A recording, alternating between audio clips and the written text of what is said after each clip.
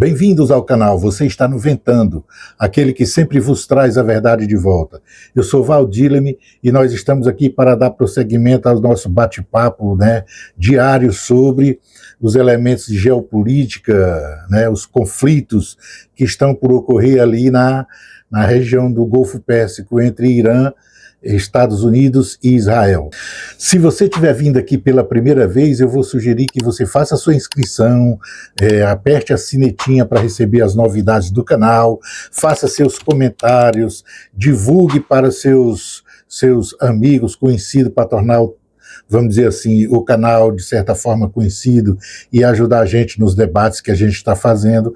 E também, se tiver alguma dificuldade de compreender o que a gente está tratando, faça uma visitinha aos outros vídeos no canal que tem os objetos que podem ajudar, vamos dizer, a tirar algumas dúvidas sobre alguns elementos do que a gente trata aqui, E distribua, então, para seus amigos, conhecidos, para permitir que a gente morra menos ignorante a partir da participação de todos vocês nas nossas análises, Bom, de último papo a gente viu o seguinte, as últimas coisas ocorridas via internet, redes sociais, blogs, coisa de notícia independentes, dão conta de que, de fato, como a gente viu ontem, o nosso último vídeo,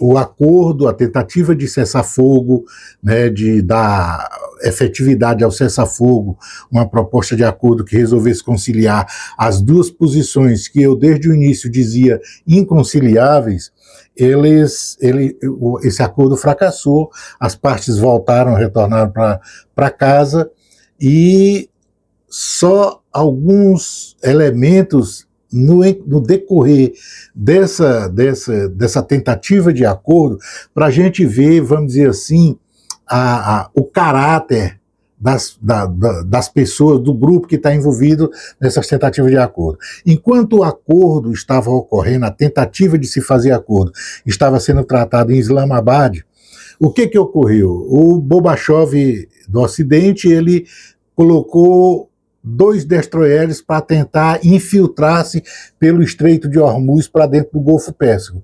Foi detectado pela Guarda Revolucionária e recebeu uma ameaça de que tinha 30 minutos para marcha ré. E aí, pela primeira vez na história da humanidade, as fragatas, os destroyers, iniciaram um processo de marcha ré. As crianças achariam isso maior barato, ficar no pé da piscina olhando lá aqueles barquinhos de marcha ré na água. Mas a verdade é que eles tomaram distância do tiro. Assim, mas isso é para a gente entender qual é o nível o caráter das pessoas que está sentado na mesa de negociação. Não bastava as 2 outras vezes em que bombardeou o Irã ter sido exatamente o momento que estava sentado na mesa, Toda a razão do mundo deve ser dada ao persa pelo fato de não confiar de forma alguma no comportamento dessa espécie, Bobachev é uma figura rara.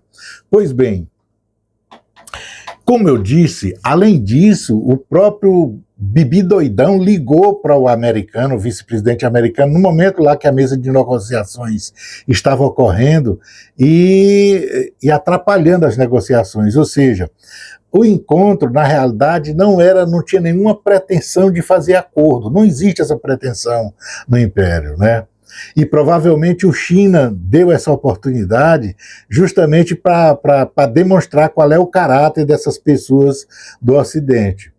E, de certa forma, isso é uma caída numa cilada, Porque o Irã também sabia que não ia ter acordo. Mas não deixaram faltar a oportunidade. Foram lá dar oportunidade para o Bobachev para ele se apresentar como ele de fato é, na natureza que ele tem. Um grande traíra.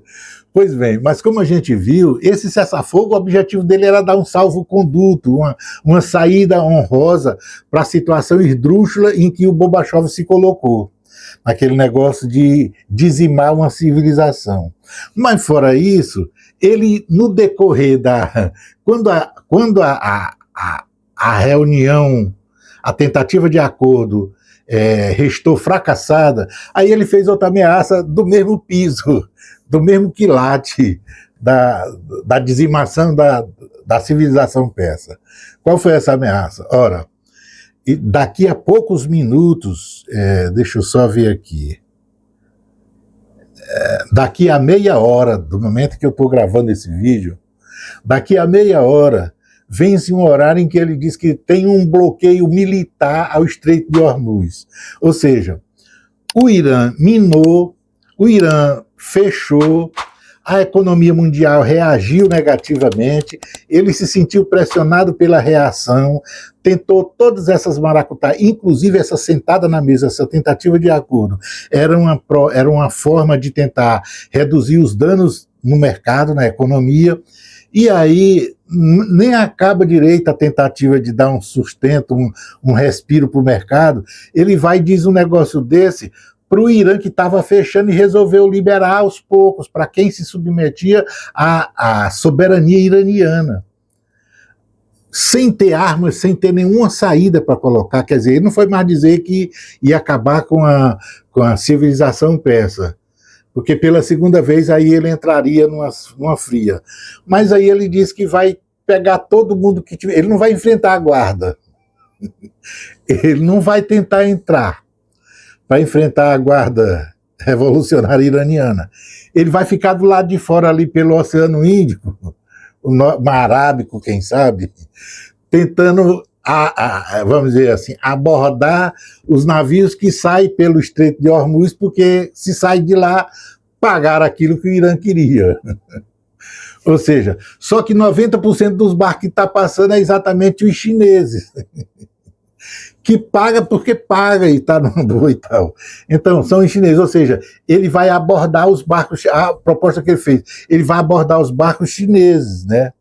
Os tanques chineses para dizer que é ilegal, que a lei dele não permite, etc. Tal.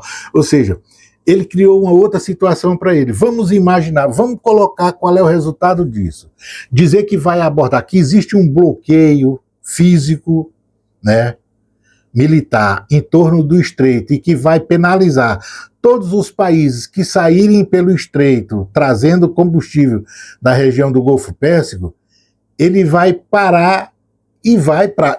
Pelo que ele disse, ele queria se comportar com apreensão. Apreender um pirata no Mar da Arábia. Só que ele vai fazer isso. Como é que ele imagina que isso deverá ser feito? Ele vai fazer... Aí não tem nenhuma resposta. Mas aí vamos lá, a China resolve, como já disse, que vai escoltar os seus próprios navios petroleiros do Golfo. Ou seja, a marinha chinesa vai estar junto. Ele vai fazer o quê? Olha como ele gosta de se meter em confusão. Ele gosta de se meter em buracos sem saída. Já não bastava essa saída que o China deu a ele, dizer, olha... Eu não vou dizimar, não tem como dizimar a população persa, a civilização persa. Então, mas aí ele vai abordar os navios que passam ali. Se fosse do Brasil, e etc. Aí está certo, que se submete sem discussão. Mas o do Irã, ou os da China, da Rússia que seja, o que vai fazer? Percebe? Qual é o próximo passo disso? É isso que eu quero que a gente perceba na análise. Qual é as saídas que tem o Império para esse confronto? Ele não tem, ele foi derrotado. Ele tem que aceitar a derrota e pronto, acabou. Porque não aceitar a derrota é convidar ao suicídio. E as pessoas a quem ele convida ao suicídio, que não tem até agora nada a ver com o negócio, entre aspas, que eu digo, né? A China e a Rússia, eles não vão parar com esse discursinho do Gorbachev. Se o Irã não está parando, vai a Rússia, vai a China parar. Percebe? Ou seja, ele se botou de novo em outro beco sem saída. Daqui meia hora, eu estou falando antes para dizer o seguinte, os barcos vão passar. Não tem. os barcos vão, o bloqueio não vai existir. É preferível que ele vá ao confronto com a Guarda Revolucionária Iraniana. Ou seja, é mais compreensível que ele tente meter a marinha dele por dentro do Golfo, para dentro do Golfo. Se entrarem para dentro do Golfo, ficam numa cilada. Porque é como cair numa ratoeira. A belonave que entrar, que atravessar o Estreito de Hormuz para ir para dentro do Golfo Pérsico, é uma belonave que vai deixar de ser contada vamos dizer assim, no inventário dele. Porque aquela belonave não volta mais. As pessoas que vão para dentro desse processo, quem entrar dentro do Golfo Pérsico, dentro de uma belonave americana, num conflito com a Guarda Revolucionária, eles vão para assumirem que serão suicidados lá dentro. Não tem saída. Não é? Aí você diz, não, mas ele pode pegar o litoral ali, o litoral da Arábia, o litoral do Kuwait, o Iraque e tudo mais. Só se o Irã permitir. No meio do Golfo. Se entrar no Golfo, vão entrar numa ratoeira. Então não pode meter dentro da ratoeira, porque pode até recuperar alguns, né, jogar bote e salvar no Kuwait, nas praias do Kuwait, da Arábia Saudita, do Iraque, alguns recrutas, fuzileiros navais. Mas as belonaves não tem como sair andando no deserto, não. Ela não sai da água, não.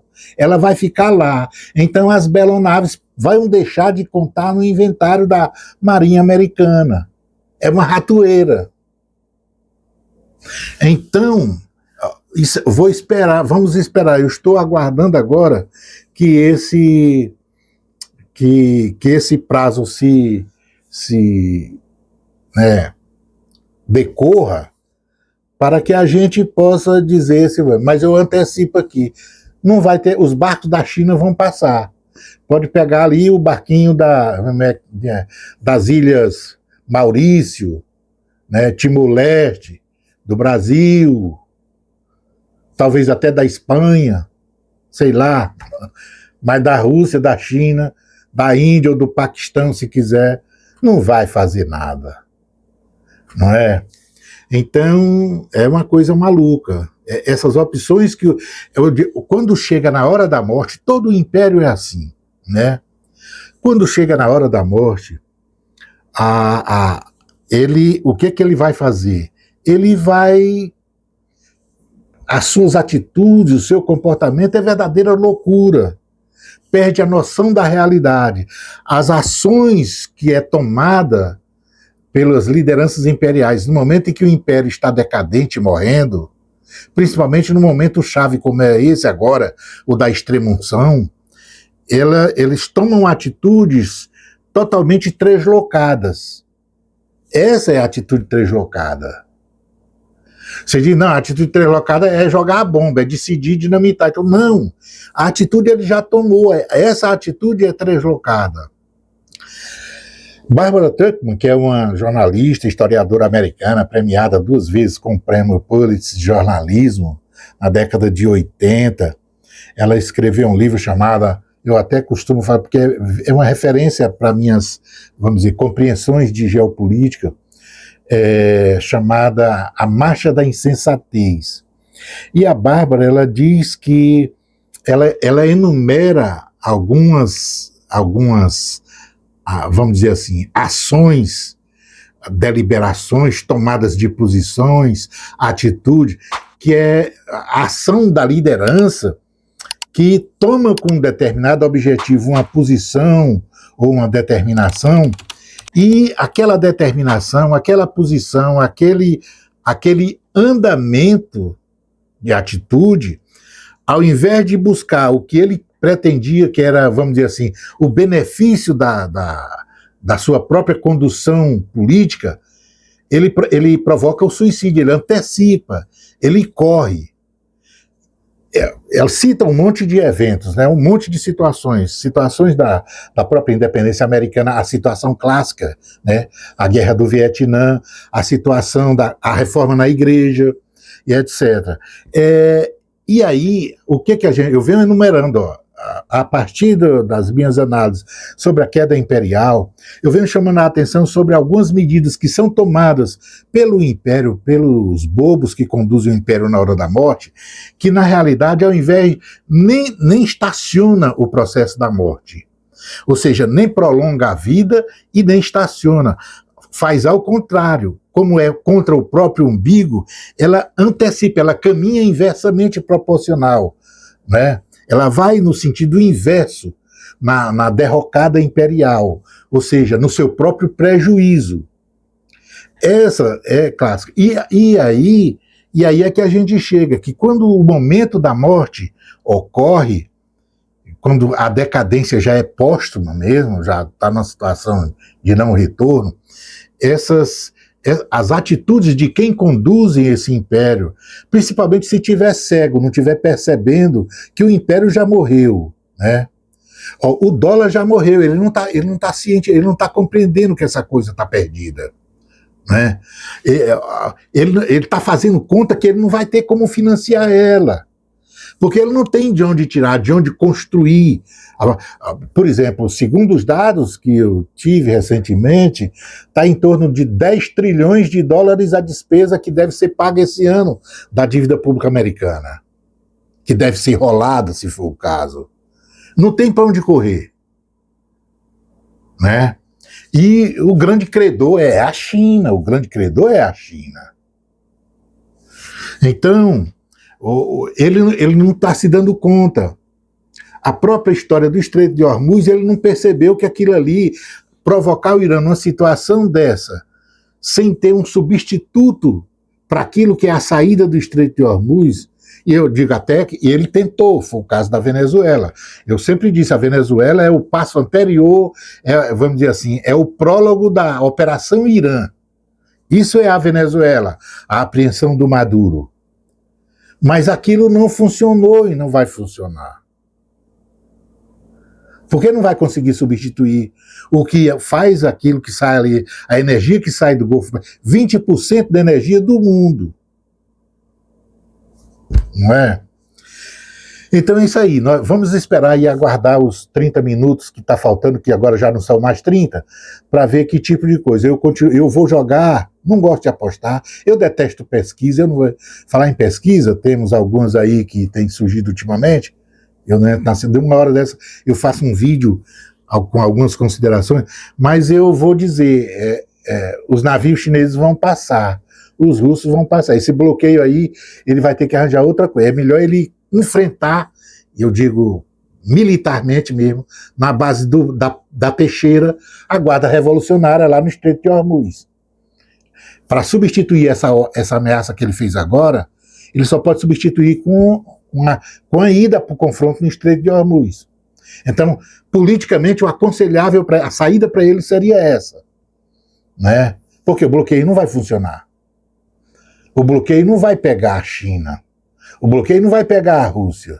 O bloqueio vai pegar gato pingado. E aí não vai vai passar mais vergonha ainda. Não é? Mas você fica aí com o Double Play, com mais uma musiquinha, depois a gente volta, vamos ver o que acontece com esses 20 minutos. E aproveite, eu volto a dizer, se inscreva, comente, partilhe o nosso trabalho.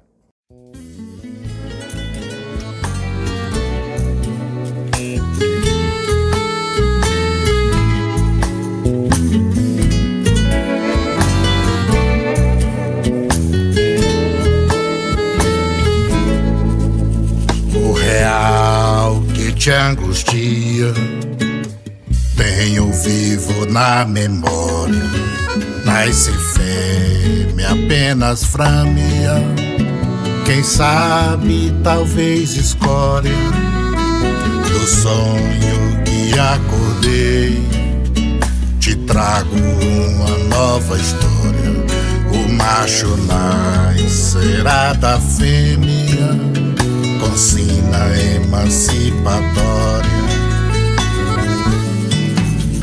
Meu mundo patriarcal abandonei outrora, isto ao invés de amor, amor. Por isto ao invés de amor, amor.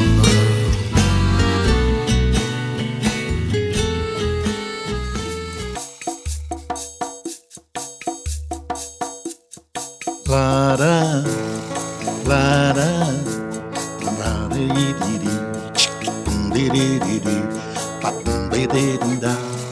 lara, lara.